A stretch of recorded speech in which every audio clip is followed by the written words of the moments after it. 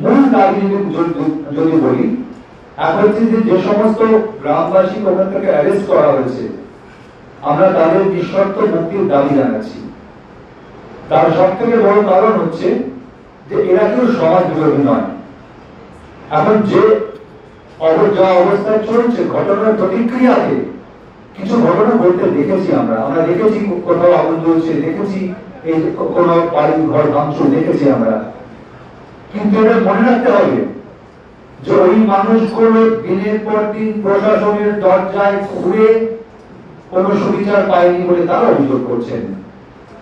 তারা বলছেন একাধিকবার আমরা জানাতে গিয়েছি, কোনো সুবিচার পাইনি। এবং একাধিকবার তারা এই যাদের নাম আজ উঠে আসছে, শাহজাহান, শিব সরকার, উত্তম বাবু, যাদের নাম উঠে আসছে সরকার, এদের যে চূড়ান্ত মানসিক শারীরিক নির্যাতন, এই অবস্থায় আমাদের দেওয়ালে পিঠ থেকে গেছে। সেই করে বহিঃপ্রকাশ। এখানে কোনো ধর্ম নেই, বর্ণ নেই, বিভেদ নেই, কোনো দল নেই, কোনো রাজনীতি নেই। এটা রুটির লড়াই, রুজির লড়াই, খুব সহজ করে বলতে গেলে জল জমির লড়াই।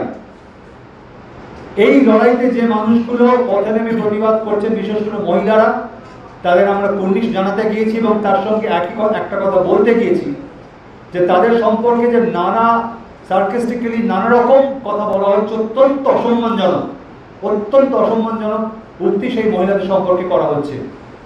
আমরা বলতে গেছি যে গোটা রাজ্যের মানুষের অ্যাঙ্গেল এটা নয়। গোটা রাজ্যের অসংখ্য মানুষ আপনাদের পাশে আছে, সমব্যথী তারা। এই ঘটনায় আমরা সবাই লজ্জিত এবং নিজেদের দায়ী মনে করি। আমরা ওই প্রত্যন্ত অঞ্চলের গরিব মানুষগুলো এতদিন ধরে বিচার পায়নি বলে তারা অভিযোগ করেছেন।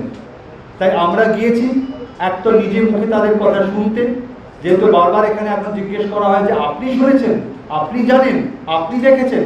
তাই আমরা প্রত্যেকে আমাদের অভিজ্ঞতার সঙ্গে যা শুনেছি তা মিলিয়ে নেওয়ার চেষ্টা করেছি এবং একই সঙ্গে ওনাদের অনুরোধ করেছি আমরা প্রত্যেকে কেউ আইন হাতে তুলে নেবেন না, কোনো প্ররোচনায় পা দেবেন না। আমাদের একদিনের যাওয়াতে সমস্যার সমাধান হবে না, এটা আমরাও জানি। সমাধান ফাইনালি প্রশাসনকে করতে হবে, কিন্তু আমরা এই প্রশাসনের উপর চাপ বাড়াতে চাই। কারণ একটা কথা তারা বারবার বলেছেন, আপনাদের মাধ্যমে সেটা আমি মাননীয় মুখ্যমন্ত্রী এবং প্রশাসনকে জানাচ্ছি। তারা বলেছেন যে এই মানুষগুলো এলাকায় ফিরে এলে আমরা কিন্তু এখানে আর বেঁচে থাকতে পারবো না। তাই আমাদের সবার এটা অনুরোধ, এটা দাবি, শাস্তি যা হওয়ার তা তো হবেই, কিন্তু অদূর ভবিষ্যতে এই মানুষগুলো যেন এই অঞ্চলে পা দিতে না পারেন।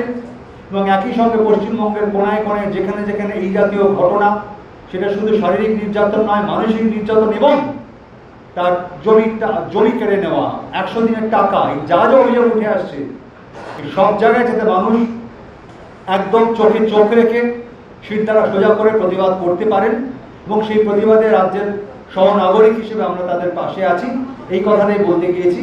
এর বাইরে আমাদের আজকের ভ্রমণ কথাটা ভুল বলবো আমি, আজকের ওখানে যাওয়ার এর বাইরে আলাদা কোনো উদ্দেশ্য ছিল না।